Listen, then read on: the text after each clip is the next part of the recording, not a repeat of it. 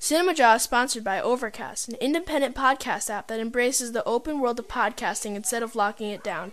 No exclusives, no premium content, no paywalls. Just a great podcast app for everyone. Get it for free in the App Store. And we thank them for their support.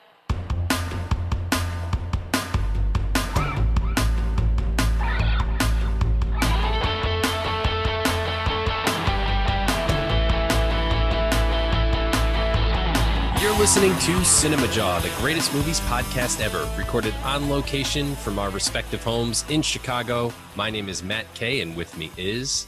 Rye, the movie guy. And this week on Cinemajaw, Matt, we put on our bathing suits and dive head first into our top 5 this week as we cover our top 5 favorite swimming pool scenes. Right. Were you ever the type of guy that could do like a head first dive? Oh, yes. I was a diver. Really? Not great, but I could dive. I mean, I can do a cannonball. I can do a jackknife, do a pretty decent belly flop. But yeah, I could never go head first. I just can't make that mental leap, if you will, because it goes against everything in your body to jump at something head first. Sure. Well, I was going to ask at the beginning here if you had a swimming pool growing up, or did like a friend of yours have one that you played in all the time, that kind of thing? Yes, and I have a great story. My best friend, Jeremy, who has been on the show maybe once a very, very long time ago, had a swimming pool. He was my neighbor growing up, been friends since we were 6, and this one day we were playing down there, and there was a slide. You know these slides? Very dangerous. So his pool was like shallow, shallow, shallow, shallow, and then deep. You know, it had like a very sharp drop off, and the slide was situated right on that line. So 99% of the time you come off the slide into the deep end properly. But every once in a while, you just catch that corner. And he went down head first, which you're not supposed to do, but we were kids. And he went down, and I'm thinking everything's fine. And he comes up bloody as hell, crying. And this is a guy, you know, even back then when we were little, I never saw him cry. He was just not the type. And blood was just gushing out of his face, and it was wet, you know, so it just bled more. And I was horrified. I'm just like, oh my, like frozen in fear. And he's crying, and he runs up into the house, and I'm all alone in the pool, just frozen, didn't know what to do. And like a minute later, his mom hangs her head out the window and just says, "Matt, go home." So, Oh, man. so I got out of the pool, went home. How many times Matt heard that in his life? Oh, plenty, but Matt, not from them. Go home. That is awesome. He was fine. He was fine, ladies and gentlemen. What's funny about that is, believe it or not, I did not have a swimming pool at my house either, but my best friend, who lived like right across the alley, so basically our two backs of our houses were, you know, next to each other, separated by an alley. He had a swimming pool, and we would go over there and just swim all day long. And then when I was ready to go home, you know, my parents could see me from our back porch to theirs, you know, and nice. I would go home. But their garage was situated where it was only probably about 4 feet away from the swimming pool. And then, oh, I see where this is going. You know, the roof of the garage is higher up. And so the big thing for us, sort of that moment where you weren't just a little kid anymore, but you were, you know, you were a man, if you will. Sure. Rite of passage. Rite of passage. You climbed up to the top of the garage roof, 1-story garage, and then you ran and jumped off the garage roof into the swimming pool. Well, I never made it. I'm shorter. I was a small kid. Oh, For me, it was quite the leap, you know. I was never willing to do it. And so much so that my friend would actually pick me up and run with me and jump off the pool, holding me into the pool. And we were still fine. But I myself never made the jump for the time that he had the pool. And by the time I was probably old enough and big enough to make the jump, his parents got rid of the swimming pool. So it never happened for me. Oh, geez, man. I don't doubt that they got rid of the pool. Did the parents see you guys jumping off the roof of the garage? You know, it was a different time back then. You know, there was all those kinds of things where kids were doing wild stuff, and the parents were, you know, having cocktail parties and, oh yeah, the kids are fine. It seems like now we're so protective of the young. But back then, I just remember playing like crazy all over the neighborhood, cutting through people's yards. Jumping off of roofs? jumping off roofs. It just doesn't happen that way anymore. I got one more quick pool story, okay? When I was very little, we moved away from this house when I was 6 years old. This is one of my earliest memories, and it's vivid as hell. My dad was raking leaves. This was early autumn, probably like September, in the backyard, and he raked over a hornet's nest, like a yellow jacket's nest, right? And a cloud of angry hornets comes rushing out at my dad. And I remember, you don't like see insects from far away unless they're tightly formed in one of these swarms, and you could see it. So he starts running like a bat out of hell all throughout my backyard. He's running around in circles. We didn't have a pool, but my neighbor did. There were these short fences between the houses, like maybe 4.5 feet tall. My dad, not an athletic guy, running at top speed, leaps over this fence. I don't even think he put a hand on it. He jumped over the fence and dove into the neighbor's pool. He was fine. He did have to go to the hospital for all the bee stings, man. He got really messed up, but I'll never forget that. Good thing that pool was there. Crazy. Oh, heck yeah. Wow. These are some great swimming pool stories. I could go on and on. I later, as end of high school and first year of college, actually worked at the town that I grew up in, had like little district swimming pools, you know? Yeah. And I actually would work at one of them, and just great times, you know? So I got to sort of have those inner crowds, you know, like we were already getting to the point where, you know, we were driving and drinking and going to parties, and then, you know, opening up the pool the next morning at like 8 o'clock in the morning and getting the lifeguard chairs up and all that, like just sitting in the sun stuff. all hung over. Oh my God. It was great times. Swimming pools. We're doing this obviously in honor of summer. I teased it last episode. Favorite swimming pool scenes should be a moment here on Cinemajaw. Just thinking about it, I told Matt before we started recording, I have something like 21 or 22 of them written down. It was tough to narrow down to just 5. And I think it's because the swimming pool makes such a cinematic setting. You have the water, which looks fantastic. The way the lights usually hit the water. Yeah, you can do them at night. You can do them at night. Plus the symbolism of a swimming pool. If a character dives into a swimming pool all alone, it sort of symbolizes that this character is alone or looking for help, attention. There's certain things that the pool represents that's a great way to show it on screen, and I think that's why it pops up so many times. Well, and I'll go ahead and say it too. People are usually scantily clad when poolside, and that's never hard on the eyes. So it's fun to shed some of our layers and inhibitions and hang out poolside. This is going to be a very fun list. Get your sunscreen ready, jawheads. Besides that, we have a review that does not tie into swimming pools. No. Not at all. It's a thriller of sorts. It is. We are reviewing 7500 this week, a thriller set in a plane during a hijacking. Plus, last time we did not have a guest on. We played Stump the Kabinski, and we failed to stump the Kabinski. And that means you failed. We turned the tables. Right. We turned the tables, and we will be playing Stump the Movie Guy. Matt will be asking me 3 questions. I'm worried. We also got we got some Hollywood headlines. And Matt, it is our last week to celebrate the great Spike Lee. Let's start there with a Spike Lee fact. I got a fact for you, Ryan. For the movie He Got Game, Spike Lee originally wanted Kobe Bryant to play the part of Jesus Shuttleworth.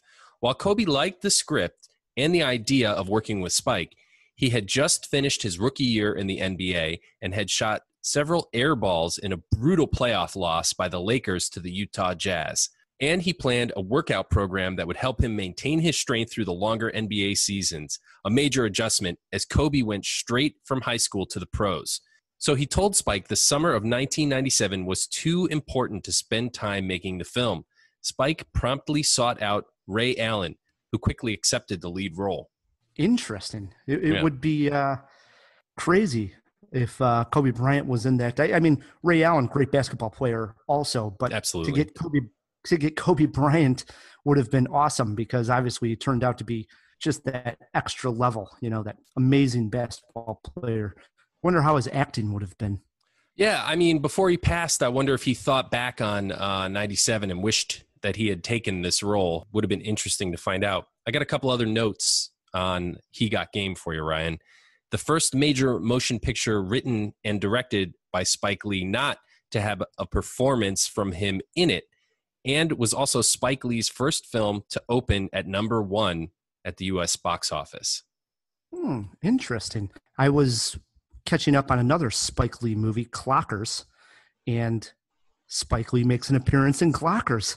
Yeah. Not a major role, but he's got a small speaking role. It's clearly Spike Lee, not one of the major characters, but he's in there. So I was wondering, okay, so it was He Got Game. All of a sudden, he did not appear in there.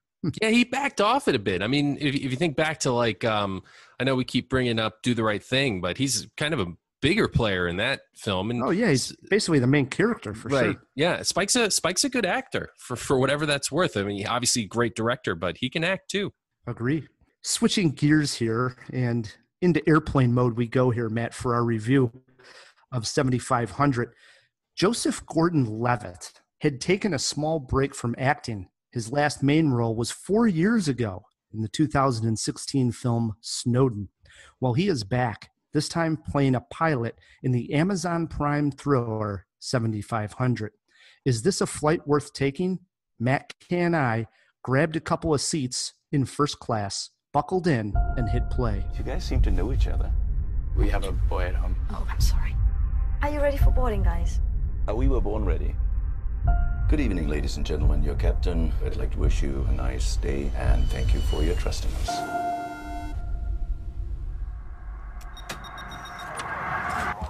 So, guys.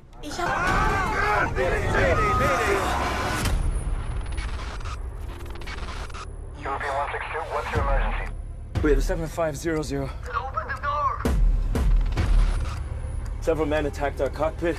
We stopped them for now. The captain is injured. Status of the crew, I don't know. They have a hostage. They're going to kill him if I don't open the door. You want other guys to die? Don't stop, please. 7500's plot is one that seemed off limits since the horrors of 9/11, hijacking a plane. The interesting element here is that the camera starts out in the cockpit of the plane while the two pilots run through their preparation. The camera then stays inside the cockpit for the entire movie.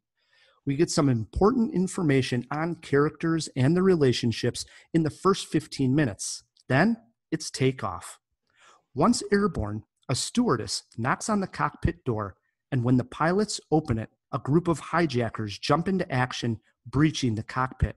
But the pilots are able to fight them off.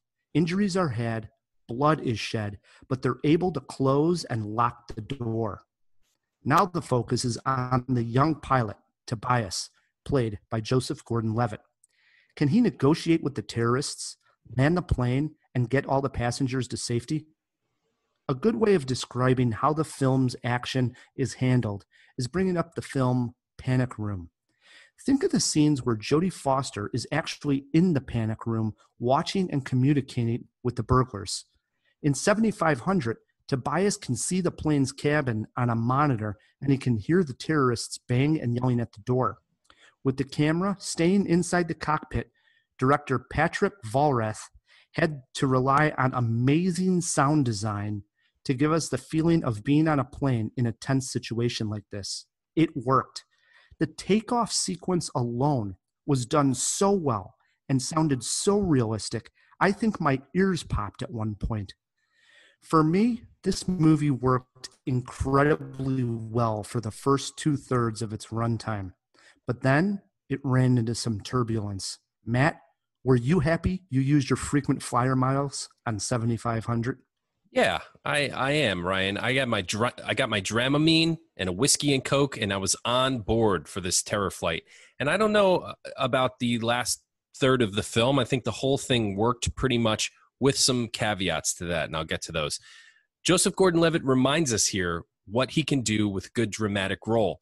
And since the location is so limited, he really carries this movie mostly by himself. I say mostly, and we'll get to that in a minute. The tension that is created by this cockpit door is something that I've not seen pulled off particularly well by any other film, though many have tried. That peephole camera you mentioned gives us just enough view into the rest of the plane to create some situations that are truly horrific. My main concern with the movie is the portrayal of Muslims as terrorists. I got to say this, and the dashing hero pilot as a white dude. There's just something to be said about the tension between cultures. And there are some realities of how those differences have come to violence in the real world, like 9/11, as you mentioned. But it feels a little disconnected from that at times, and I was uncomfortable with it at points. 7500 does try to address some of these problems by giving the pilot a multicultural family, as well as fleshing out one of the terrorists into an actual human being. More on that in a minute.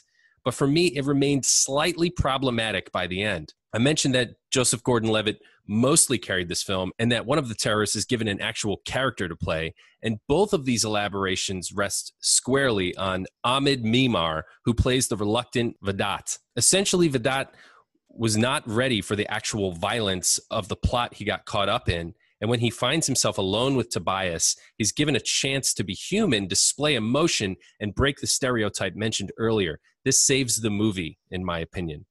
And you mentioned Panic Room. I would also mention Captain Phillips as another parent movie to this one.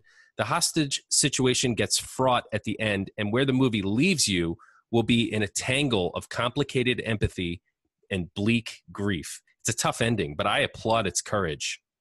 Interesting. Let's start with the idea of a white pilot, Muslim terrorists, like you say. Yeah. I think they handled it as best they could. They gave the pilot multicultural family. They had the plane take off from Berlin, Germany. I thought that was very important so that it wasn't this sort of recreation of 9/11, like this happened on American soil with Americans and terrorists. That's a good point. So I think throwing that all into the mix, that's all I'm going to say, is I think they tried to make it not so black and white.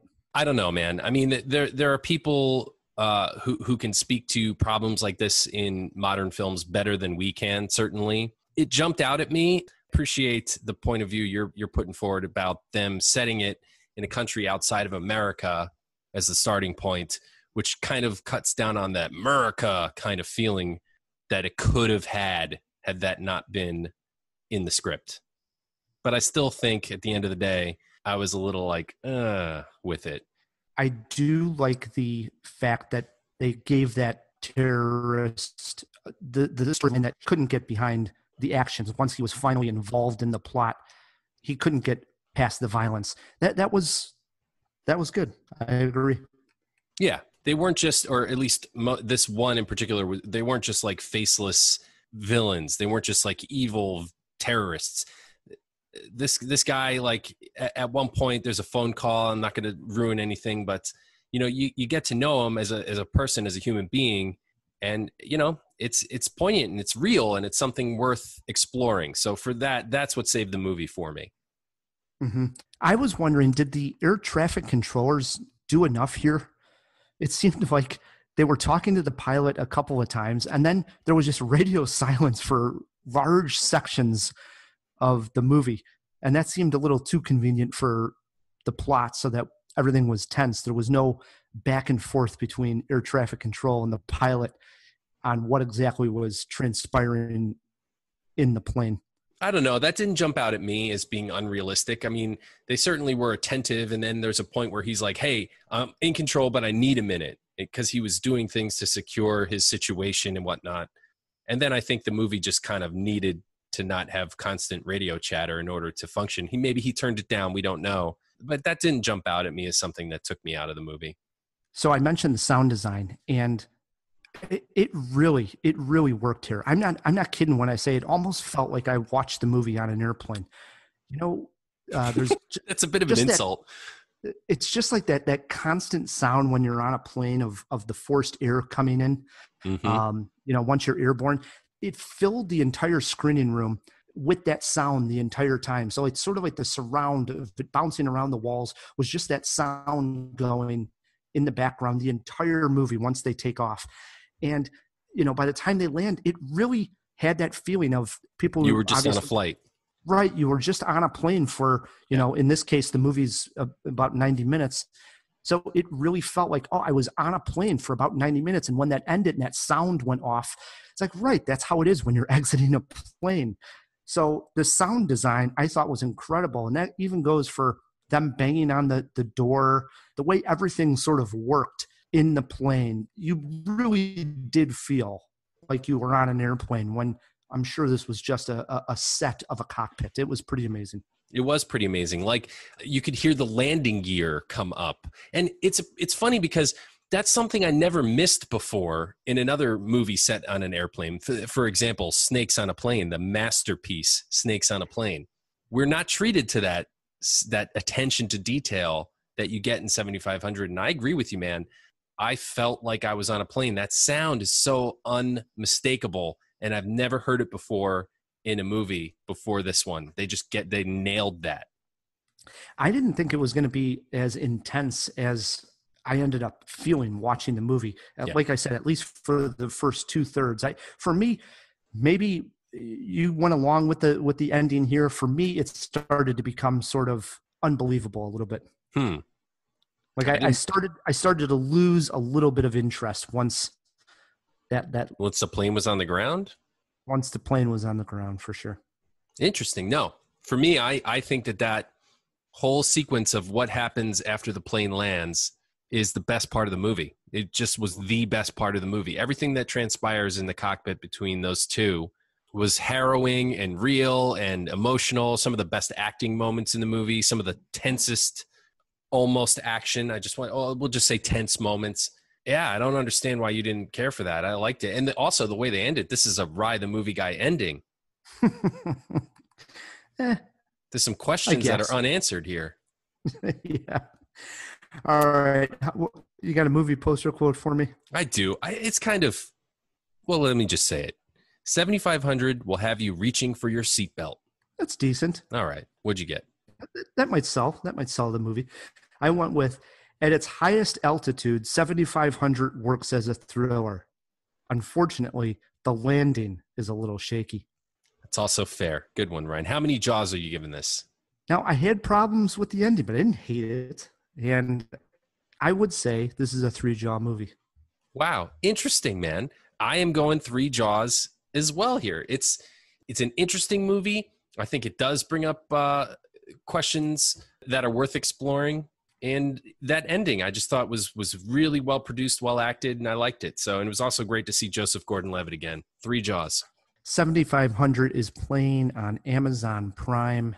If you've seen it, agree, disagree, just want to throw us a comment, feedback@cinemajaw.com. Email us or shoot us a tweet at Cinemajaw. No swimming pool in 7500. No. But it is summertime, Matt. The 4th of July is coming up. It's exciting. It's hot out there. Everybody likes to take a dip in the swimming pool. And that got us thinking about the top 5 greatest swimming pool scenes in movie history. As I mentioned, I wrote down about 22 of them, all said. Wow. Matt, you're getting us started. All right.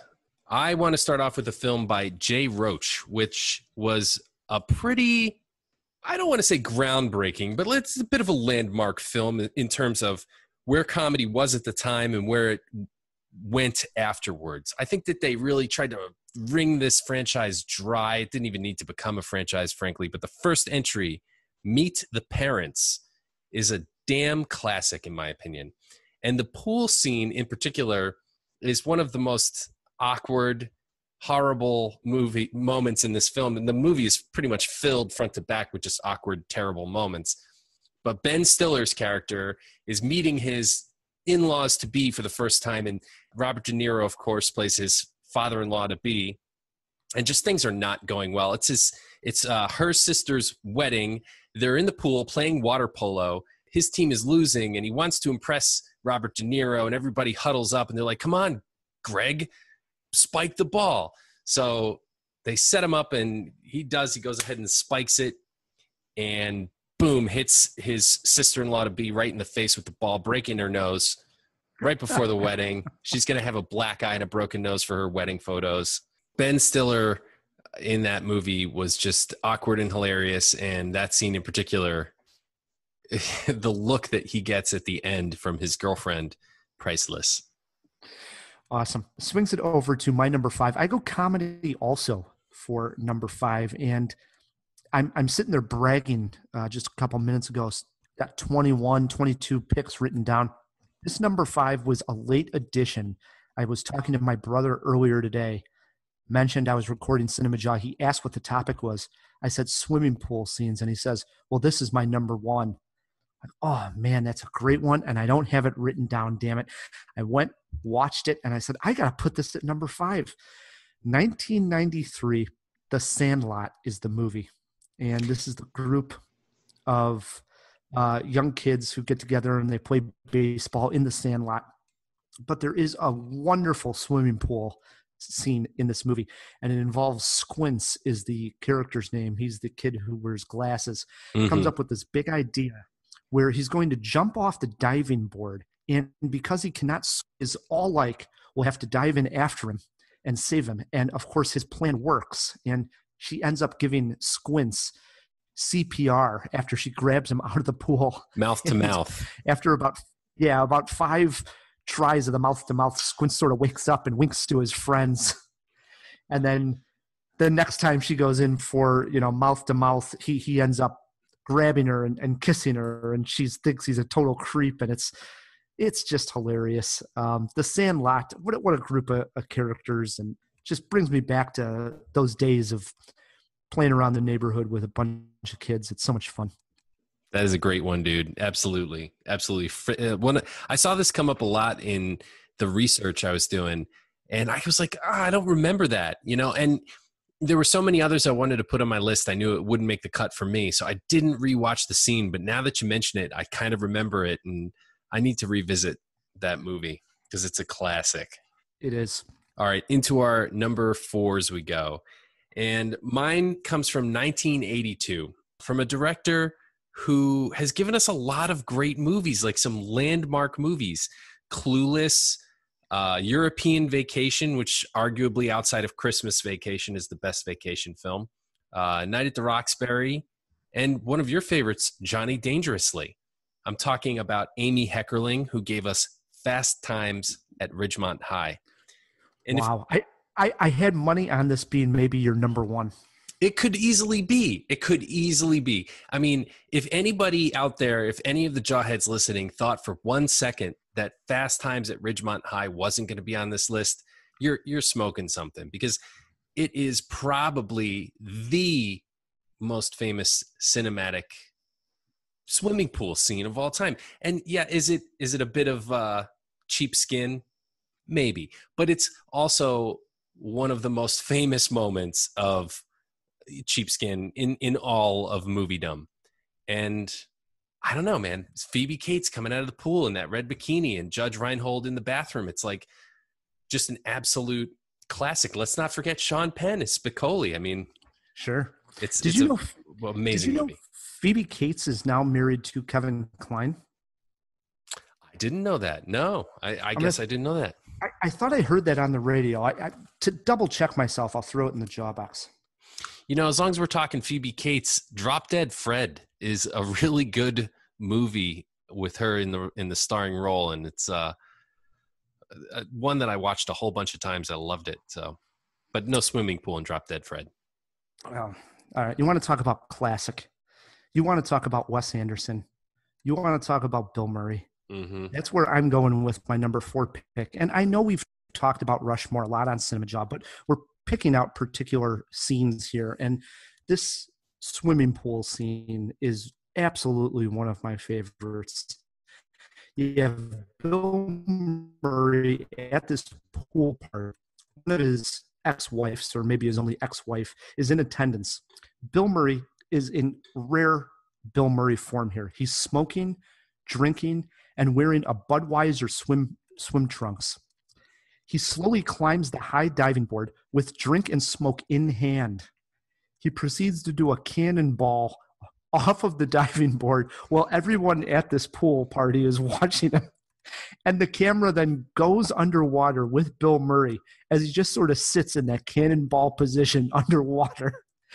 Just wants to be away from everybody at that party. And this kid comes and swims up next to him. Oh my God, it is such a classic Bill Murray moment. I love this scene in Rushmore. I love it too. I rewatched it today in preparation for this, and I had forgotten about the Budweiser trunks, but it's those Budweiser trunks that really sell it. Like he's sitting there with his glasses and he's smoking and he's drinking, and it's not a beer either. It's like a whiskey on the rocks, you know? Right. It's a rocks glass. Yeah. Then he gets up to climb up the diving board ladder, and those trunks, you know, come into view, and you're like, oh my God, that's just perfect. It's perfect. He's a comedic genius. So funny. It is.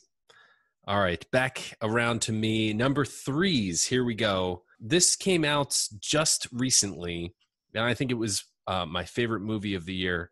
8th Grade. The pool party scene in 8th Grade. Elsie Fisher.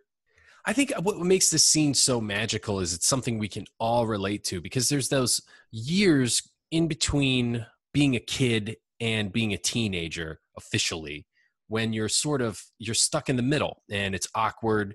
You're starting to get crushes on other kids, and a pool party is sort of a really big deal because, you know, when you're going through puberty, obviously things are changing, and wearing revealing clothing may not be something you want to do. So for all those reasons, this scene captured that moment in a person's life so well and so honestly, and they don't take it easy on those feelings. And of course, she also meets a guy who would become her true love interest by the end of the movie. Spoiler alert. And that was just a magical moment too. Like the whole scene, the whole way it plays out, straight up until when they start doing karaoke inside, was just really good, because I've been there. I have been at that party before, you know?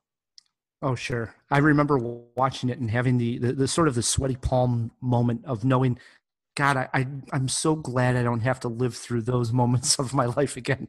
I think they really captured that awkwardness that, yeah, we all go through at that time. Just walking out there, the way they set that up of her walking out to the pool party is just, it's nerve-wracking. Right. Like everything, the gift that she gives, the way she like kind of is standing there in her swimsuit with her arms across her chest, like she's just embarrassed, like the posture of the character, everything was just perfect. It was a great scene in a great film. All right. So we're going to break the rules here a little bit, because normally we wait for our honorable mentions until after we're done with our full list. But I have so many that I wanted to mention one in tandem with my number 3 pick, because they're both horror movies. Ooh. And originally when I was going to pick a horror movie, I had this honorable mention listed. And this film came out a couple years ago. It was a sequel to the movie Strangers. So this was in Strangers 2, which is not talked about much here on the show. Did okay. If anything, it has one notable scene in the movie, and it is a pool scene. And it happens right in the middle of the movie when finally, you know, the movie takes place inside a park, and they're in the swimming pool inside that cabin park. And so they're inside the swimming pool that's lit up with these ridiculous, colorful palm trees that are lit up. And this is at night, and the character finally strikes back against one of the strangers and actually stabs him. And this is right outside the pool. And then another stranger comes after him. All the while, Total Eclipse of the Heart is playing on the speakers of the pool. Yeah. And then an entire fight scene takes place in the pool, blood. The camera goes in and out of the water. I thought, oh my God, this has to be on my list. But then I thought of even a better one. And so that was just a honorable mention. My number 3 pick, also a horror film that I believe one-ups it. 2015's It Follows. This is near the end of the movie. And again, in this movie, the only person who can see the invisible force is the one it's coming after.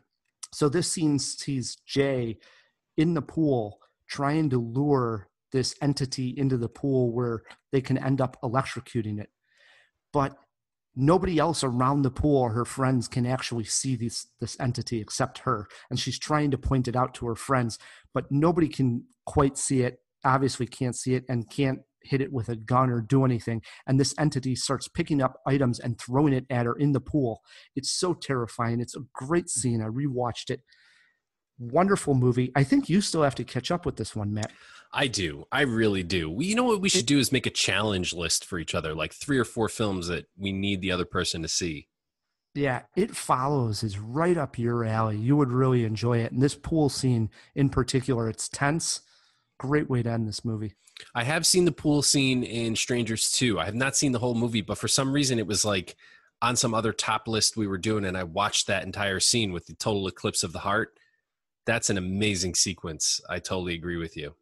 Into our number 2s we go. Cameron Crowe. Remember when that name made us excited?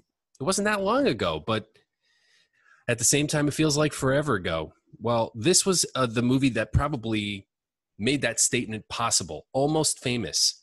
And there is an amazing pool scene, I Am a Golden God, where one of the rockers is standing up on the roof and Cameron Crowe's avatar, the kid reporter, is down below trying to talk him out of doing the thing that you used to do, Ryan, when you were a kid, jump off the roof. Only this wasn't the garage. He's 3 stories up in the air on top of the roof. And there's all these kids who are, fans of his band around the pool. And you can tell Rolling and he screams, Stone I'm a golden magazine god. And then he's like, tell them my last words were...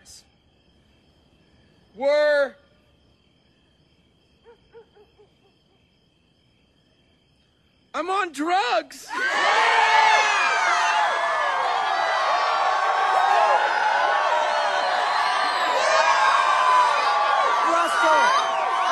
We should work on those last words. Okay. Oh, I got it. This is better. Last words. I dig music. I'm on drugs!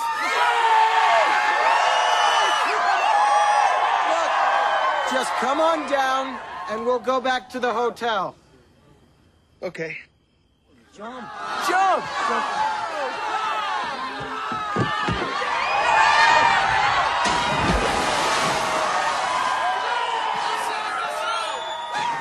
I'm on drugs. Finally, he jumps, and everything's fine. And then everybody starts diving into the pool. It's just a great moment in a really great movie. It is. And in fact, it's right after that scene that the Tiny Dancer scene then takes place on the bus.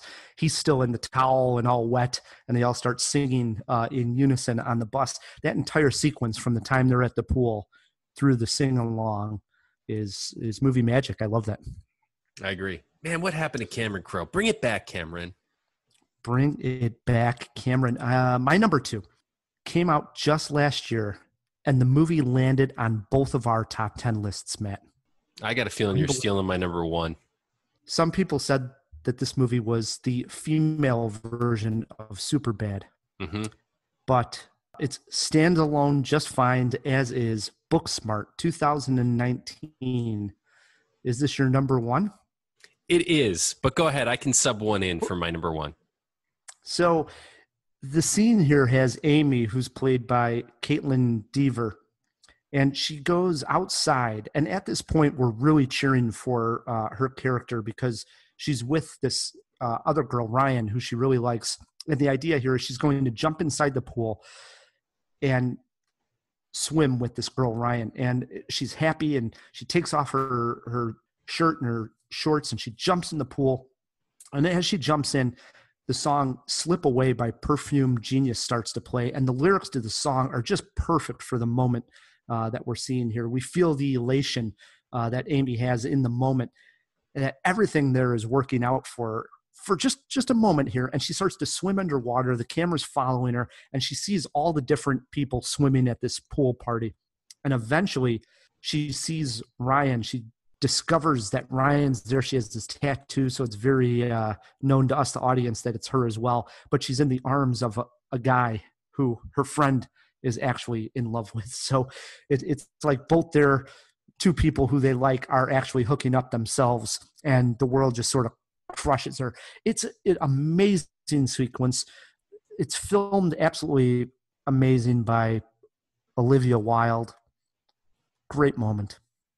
Oh, I agree. Like I said, this is my number 1. The thing that makes this scene so good, a lot of times when the camera goes underwater, for some reason, I start thinking about how much time do we have with this character underwater before they have to come up and take a breath, right? But I never felt that. I don't know. There's a lot that happens, and it is quick. It's probably only about 30, maybe 45 seconds of her swimming around, but she's looking for Ryan under the water. She sees all the legs of her classmates and the other people at this party. You could see her expression. This is a person who is acting underwater, which is just amazing in and of itself. Her expression, like you mentioned, she's so elated. And then when she finally gets to that crushing moment, man, it's quite a blow. And I even like where the sequence goes after that, where she goes back in to the bathroom and does wind up hooking up with somebody who she didn't think she would even like in real life. Exactly. And that scene's hilarious too. The whole movie's pretty damn good. It was on our top 10 list of the year. And it's a movie that if you've seen it 2 or 3 times, it's even more rewarding. Multiple viewings, you start to love these characters and the lines delivered. Yeah, it's one of those movies where you can just watch it again and again. It's a classic. I agree, man. Into our number ones we go, Ryan. And since you mentioned Booksmart, I'm gonna sub one out. I have to go with the great Rodney Dangerfield setting up one of the greatest dives in athletic history, the triple Lindy. Is that hard? That's impossible. When he tests the air, licks a finger, tests the wind, and then he does a couple of armpit farts and executes with the most ridiculous comedic moments. I just love Back to School. How many times did you see this? I mean, oh yeah, this is hysterical. I mean, that dive is just so ridiculous that you can't help but laugh. Right, but it's legendary within the context of the movie, and then when you finally see it, it's just ridiculous and amazing at the same time. And man, they like have some really bad, purposely bad body double work going on. It's amazing. I mean, let's not forget Robert Downey Jr. is in this. I agree, he is in it. But we stick with classic comedies as we move over to my number one. When you only get 15 minutes to swim, when you only get 1 p.m. to 1:15 p.m., that's all you have to swim. You got to make the use. Every minute counts of those 15 minutes. And that's what we see at the Bushwood swimming pool on that faithful day in 1980. I'm talking about Caddyshack here, where silliness is going on everywhere. The scene opens up with this sign of the Bushwood swimming pool with a little sign above it that says caddies can swim from 1 to 1:15 p.m. Right when the clock hits 1, they just come running in. And obviously this Bushwood Country Club is supposed to be a little upscale place, so everybody's just appalled by these caddies running in. Some of them just jump in fully clothed. Bathing suits get ripped off. Snorkels get stuffed up by people's thumbs. Everything that you can imagine goes on, and it's really quick. And eventually we get to the point of 3 of the caddies opening up a candy bar, a Baby Ruth, and they're going is back one of them and forth. Al Franken? I'll throw it in the job box. Okay. And they go back and forth if they want half, and then one of them finally grabs the Baby Ruth and throws it into the pool. And then eventually somebody yells that there's a duty in the pool. And that's the word they use. What's so funny too is this movie came out in 1980. Jaws came out in 1975, but the Jaws music is used instantly. So as soon as the candy bar starts floating in the water, you start to hear the Jaws music. And people are swimming around. Oh my God, what a moment. And everybody just leaves the pool like crazy. 1 kid's left in the pool. Just fantastic. Now, eventually, the tag to this is the next moment they got to drain the pool and clean it. So who's going to clean it? Walks in Bill Murray. And he finally sees the duty, if you'll remember.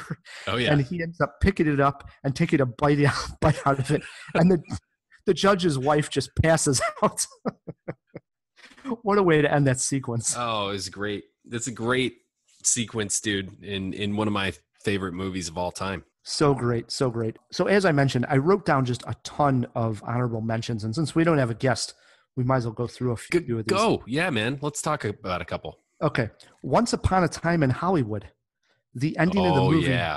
Where after the big violence takes place and one of the Manson murderers comes through the window, the glass window, where DiCaprio's Rick Dalton is sitting in the swimming pool, and she comes flailing her arms. He's totally stunned. It's hysterical. Eventually he goes into the pool house, comes out with that flamethrower from his movie, and torches are, I watched it again. It is just hysterical, the visual. Speaking of horror, the ending of the movie Let the Right One In, the Swedish version, ends with the great pool sequence of the three bullies bullying the young kid, and they end up forcing his head underwater. And the camera stays with this kid underwater as he's struggling to breathe. And then all of a sudden you start to see arms and bodies of the kids who are above the water being thrown into the pool. And thrown into the pool. What a sequence that is. Love it. Boogie Nights. You just don't have a great pool party like they had in the 1970s porn style. When Mark Wahlberg meets John C. Reilly, the conversation they have is unbelievable. Mark Wahlberg ends up doing a flip off the diving board, and John C. Reilly says, well, you almost got it right. Let me show you what you did wrong. Gets up on there. And at this time, we didn't know John C. Reilly so well. I remember laughing hysterical at this guy. And he's like, full flip. And of course, he doesn't go full flip. He just lands on his back in excruciating pain in the pool. Love it. Romeo and Juliet, Leonardo DiCaprio and Claire Danes.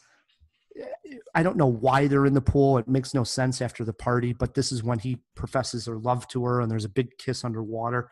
Filmed beautifully. Old School. He takes a dart in the jugular and ends up falling into the pool where the kids' party's going. Yeah, like Godzilla. Yeah, which is hysterical. And it's an homage to one I didn't mention here, The Graduate, another classic. This is when Dustin Hoffman gets his scuba gear and his parents make him put it on at their pool party. And he goes into the water in the pool. There's a couple of scenes in that movie that are great. How about The Gremlins? The Gremlins, he goes into the pool and they start multiplying out of the pool, right? Oh, yeah. You're not supposed to get those things wet. No. Rocket Man from just last year has a great sequence underwater where he's playing. And last that I have listed here is Passengers, which the movie was a complete dud. Chris Pratt and Jennifer Lawrence. Didn't work. Not at all. But it does have one amazing sequence where she is swimming in a pool. This pool is on a spaceship in outer space, and it loses gravity. And the water then just starts to rise out of the pool and into a sort of like a bubble form in space. And she's trapped in that bubble trying to swim out, but gravity is gone. Watched it again. That sequence is pretty damn cool and looks great on the screen, but the movie as a whole was kind of junk. That's not to mention Showgirls, which has a very notable pool scene. And we love this movie, Matt. Grease 2, the ending finale, the big show takes place on a swimming pool and in a swimming pool and all around it. Oh, one for good measure, the dream sequence in The Big Lebowski. Swimming pool scene, the synchronized swimming, which is a trope we see in a bunch of movies, but I think they do it particularly well in The Big Lebowski. Lot of great swimming pool scenes. It's time we dive into the pool, Matt, and cool off. If we missed your favorite swimming pool scene and you have Twitter pulled up, shoot us a tweet at Cinemajaw, or you can email us feedback@cinemajaw.com. We're going to take a quick break. When we come back, we get some Hollywood headlines, plus a round of Stump the Movie Guy. Stick with us. Watch this cannonball. Jump! Jump!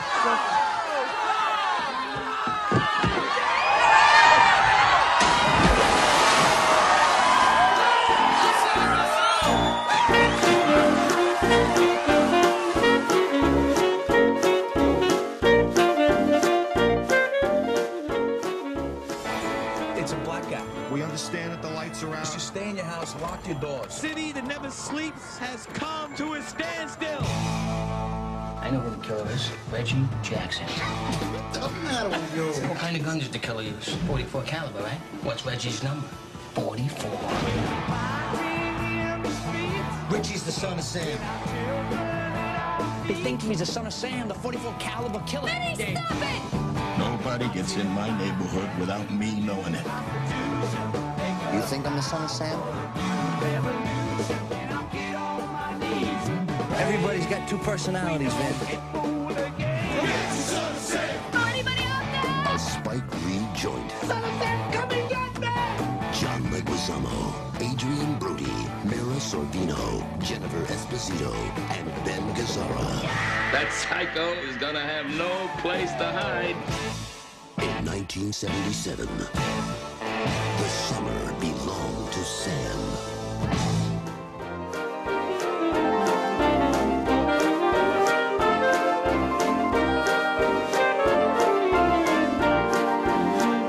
And we are back on Cinemajaw.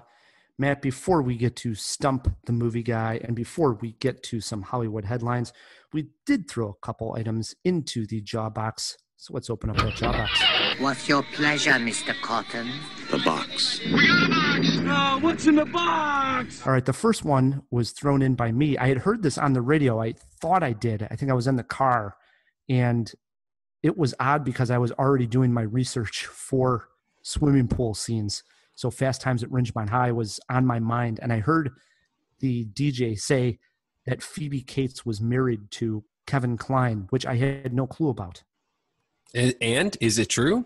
And it is true. Wow. They met on the set of The Big Chill, and they got married in 1989 and are still married today. Well, hey, man, I wish them all the best. And I got to say, they both did well. They did. The other one was thrown in by you. I don't know where this came from, but you asked if Al Franken, who was on Saturday Night Live and ended up being a U.S. Senator. Yeah, he sure did. Sure did. You asked if Al Franken was the one that threw the duty in the pool. Well, come on now. It's not that outlandish. He did make some appearances in, I think he was in not Coming to America, the precursor to Coming to America with Dan Aykroyd and Eddie Murphy. Help me out here. Trading Places. Al Franken popped up in a couple of movies. Well, I can say Al Franken was not in Caddyshack, nor was he the person who threw the duty in the pool or the Baby Ruth as it ended up being. No, truth be told, Jawheads, we just rewatched the scene on YouTube, and it is a couple of young ladies and one dude who pulls up. None of them are famous, so there you have it. Not Al Franken. Don't know where that came from. Before we close the jaw box, I did want to mention we had talked about this movie with Nicolas Cage entitled Vampire's Kiss. We even played a clip from it in which he starts yelling about A, B, C, D. It's just hysterical. I bought a new screen to watch movies out on the deck. We're going to be trapped in and around our houses, and I was going to have some friends over. And so to give it a test run, I decided to put the screen out and put a movie on, and I chose Vampire's Kiss. Now, I had never seen this movie, and very seldom do I just completely knock it out of the park like I did with this one. What a movie to kick off movies on the deck. Vampire's Kiss. How we have not seen this movie, Matt, I have no clue. This is top tier Nick Cage. He is, and probably was the moment where he decided to go sort of crazy. There are so many hysterical moments. The plot of this movie where he thinks he may be turning into a vampire, but it's really all in his head, is already funny. But the way Nick Cage plays this, the over-the-top acting performance Cage gives here is stellar. I haven't laughed this hard in a long time in a movie. I can't recommend Vampire's Kiss enough. I saw it on Amazon Prime. It may still be streaming there. Watch it, Jawheads. Nice. Jeez, I got to see this one. I know a lot of people have recommended it to us. So funny. So funny. All right, let's close that jaw box. All right, Matt, before we get to Stump the Movie Guy, how about some Hollywood headlines? All right. All right, Ryan, here we go. What decade are we in? Jurassic Park tops weekend box office 27 years after release. According to Deadline, Jurassic Park topped Father's Day weekend box office. The Universal Pictures film played in 230 theaters and drive-ins from June 19th to 21st, earning $517,000. Wow. I love that a movie can top the box office with $517,000. But hats off to Jurassic Park.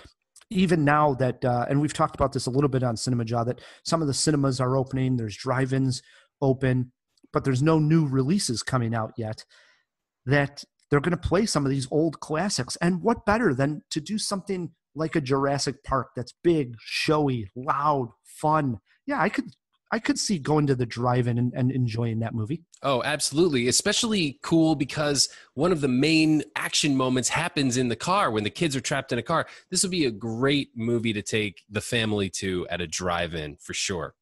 All right, Matt, how about this one? The Amusement Park, a long-lost 1973 film from the late George A. Romero, has been picked up by art house sales company Yellow Veil Pictures. The film was recently rediscovered and restored and is now being shopped at the Cannes Virtual Market. I mean, hey, it's George Romero, right? I mean, he's a master. He's an absolute master. Has he had some duds? He's had a couple of duds, but for the most part, his movies are really worth watching, man. I always think when an artist passes away, this could be in music, film, what have it, and then a family member or the like discovers some new art of theirs and then publishes it, it's usually never up to snuff, because if it was up to snuff, it would have come out. It would have come out, right? So I think Prince had some of that with his family trying to release some of his music, and people who knew Prince saying he would have released that music if he wanted that music released, you know? And even J.D. Salinger, yes, the author, very famously had a bunch of work, I think, like in a safe. Just recently published, right? Yeah. And his family is like publishing these stories, and it's interesting. Have you read any of the Salinger stuff? I haven't. No, none of that newly published stuff, no. I don't know if it's even out yet, but kind of curious to find out how it goes. All right, I got another one. Get ready, Ryan. This one will blow you right off your feet. Twister reboot in the works at Universal. Oh, my goodness. Truth be told, I've never actually saw Twister all the way through. I've only seen some of the big sequences, walked in and out of the movie, you know, when people are watching it. But if I know Twister well enough, it doesn't have some complicated plot. It's like storm chasers chasing a storm. So why would they have to reboot Twister? Just make another. Just make another one. Movie. Right. You know, just do your own thing. It doesn't have to be a reboot of Twister. That's so dumb.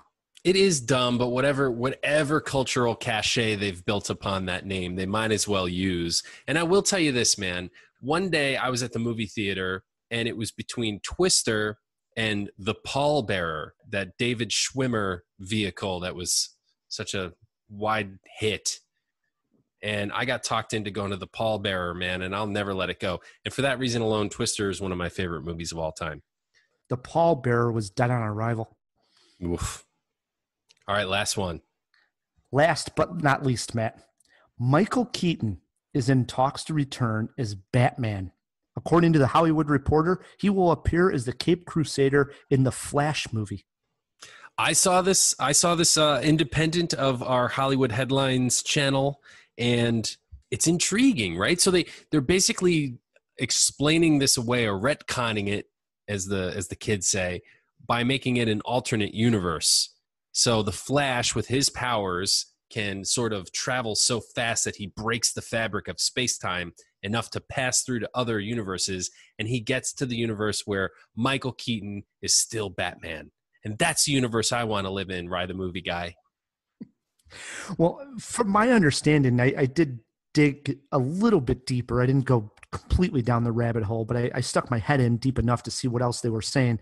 My understanding is that he may appear in other films in the DC universe as just the older Batman as a mentor to some of the other characters, in a way taking over for the Ben Affleck role that maybe he would have played in these movies. That's awesome. I'm okay with that. That doesn't change at all the Robert Pattinson new one that's coming out. That's just a completely different storyline, different universe. Different universe, right. And then we have the universe where Joaquin Phoenix is the Joker, you know? And so there's a lot going on. Actually, I think DC might be setting themselves up to have something that could be just as good as the Marvel stuff if they play their cards right. I'm on board. I've always been on board. I like these DC movies a little bit better, so. Well, oh, really? Come on, man. Some of them have really sucked. Suicide Squad. All right, we're not going to get in the full argument, but I mean, they got their hits, right? All three of the Nolan Batmans, the Wonder Woman, Joker, when they do it right, they're good. Agreed, but those were before the DCEU proper. Ever since they decided to follow Marvel's playbook, it has gone downhill fast. Lately, they've seemed to like pick the nose up a little bit. So we'll see. Right, and that's because they're not following the playbook now. Agreed. Right? I agree. So do their own thing. I agree. I'm on board. True. All right, Ryan. It is that time of the show. We like to end with a little bit of trivia, so why not play Stump the Movie Guy?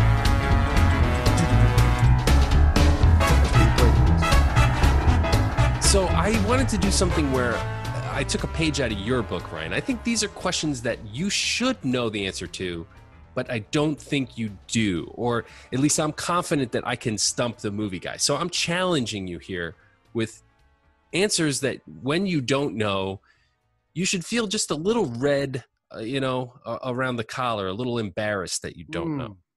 Okay. Now I'm even more nervous. Yeah, or I could be wrong and you get the first one right and everyone thereafter. So let's play. Here we go. First question to you in Stump the Movie Guy.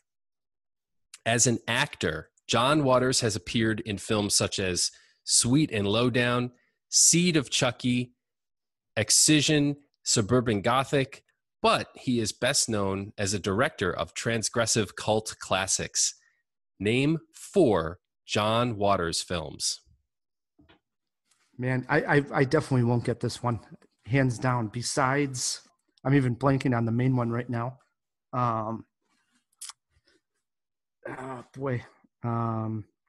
Rocky Horror Picture Show. No. I mean, I'll give you another chance to get 4, but I should just count you wrong right here off the bat. But no, I won't get all 4 then. Can you get one of them? Can you get one? He's come up a few times on the show. There's one big one that I know I've seen. I got one. Hairspray. Okay. All right, there you go. We also would have accepted Desperate Living, Pink Flamingos, Cecil B. Demented, Cry Baby, Pecker. I could go on. Pink Flamingo, Polyester, Serial Mom, Ryan. I would have never got those. You Serial Mom? Come on. All right. Question number 2 in Stump the Movie Guy. So far, you are 0 for 1, Ryan. 0 for 1. Prior to 1987's View to a Kill, the first Timothy Dalton Bond movie, only 5 Bond titles, and I'm talking about the name of the film, did not contain some form of money or valuable, live, die, kill, words in the live, die, kill sort of dichotomy there, or a pronoun. Now, does that make sense? Only 5 of the titles didn't have live, die, kill, some sort of money or valuable, or a major pronoun. Name 3. And this is prior to 1987. So before the Dalton Bonds, 5 of the titles didn't contain that formulaic Bond movie title where they have some sort of money, some sort of live, die, or kill, or some sort of pronoun. His, hers, me. All right. So we got one of the better Bonds of all time, Goldfinger. Goldfinger is gold. That's a valuable. Oh, Jesus. So that even counts? Oh, that even counts. No money or valuable. So I'll just give you a hint. Diamonds Are Forever is right out of there. All right. I'm going to somewhat butcher the name, but you're going to have to give this one to me. It's Her Majesty's something. I'm going to give it to you, even though I said no pronouns. Maybe I'm being a little too difficult with that. Her is a pronoun, but I'm giving it to you. This is probably one of the most ridiculous questions. All these I would have gotten it. I would have gotten it so easily. And the funny thing, too, is I've just talked about how I don't know James Bond at all. I know, but you should. That's why this is fun. See, like Octopussy was too late. Oh, was it? Or was it? Okay, I'll go Octopussy. Bing bong. You got another one. Moonraker. All right. Come on. Now that you got 2, I'm going to challenge you and because Her Majesty's Secret Service is, first of all, that's the George Lazenby one, and nobody really counts that as a Bond movie. You're so close, Ryan. You just need one more. Boy, James Bond can't have a pronoun, a color, a Not name a of color. a month, Can have a color. money, all these rules. I'm trying to think here. I want you to get it wrong. He had Octopussy, and he had Moonraker. I've seen both those Bond films too. Those are both those are both Roger Moore. Those are great Bond movies. All right, Ryan, we got to put a clock on this here. All right, dude. The first two Bond movies with Sean Connery, Dr. No and From Russia with Love, did not contain that formulaic thing. We also had Thunderball, which I thought you would get for sure. There was 5. You mentioned 2, and that's it. That's all 5. So there you go. Ridiculous question. No, it's not. No, it it's was not too at complicated. all. Way too complicated. It's really simple when you think about it, though. All right, Ryan, here's your would have been an easy question for me. Here's your third question. It could be fairly said that 2 of your favorite movies of all time are The Goonies and Indiana Jones and the Temple of Doom. Would you agree with that? They're up there. Okay, fine. Both feature the same actor as Data and Short Round, respectively. What is that actor's name? Ooh, that's a good one. And there's definitely a time that I knew this actor's name. Would I be able to pull it out right now? Probably not. Ooh, I'm tickled pink. I think I might stump the movie guy. What's funny is going way back in the day, I as a kid, I had a poster of Indiana Jones and the Temple of Doom, and it had Short Round and Harrison Ford on this particular poster. And in the corner, it had the actors' names. And so that's why I remember it a little bit. But I mean, we're going way back. Think back to those days of your childhood staring at that poster. You can see the letters start to form in your mind. Yeah, I remember one of them was Harrison Ford. Mm-hmm. And what was the other one? The letters start to form. It's like Tom Hanks in the Dan Brown movie. Oh, I'll never get it. I won't get it. All right. If I give it's Jonathan, should I give you the initials? I already started the first synonyms of the first name. Jonathan. Casey Kwan. Would never got it. Uan. Yeah. I there you have it. With an actor in 2 of your favorites, but I did successfully stump the movie guy. The movie guy, yes. Which means we'll be playing Stump the Movie Guy trivia again next week, and maybe I'll take it easy on you, Ryan. Yeah, that was a tough one. I'm telling you. Well, hey, I mean, you're the movie guy. I got to come up with hard questions. What do you think? Well, now I need another beer. Right? Yeah. I know how I feel. Brings us to the end of a very good job. Let's go take a swim. Night swimming. Oh, it deserves a quiet night. It does. Matt, we got to thank our sponsors. Yes, thanks to Overcast and the Chicago Podcast Co-op, who help us get great sponsors like them. If you would like to support Cinemajaw, the easiest way to do so is by leaving us a review wherever you're listening to this podcast. And while you're at it, please click subscribe, and we're on Patreon. Follow us at patreon.com/Cinemajaw. Until next week, I'm Ryan, the movie guy. I'm Matt Kay. And keep on jawing about the movies. Wow, that is the best throw pillow I've seen in my entire life. You like that one? Yeah. It's even better than the one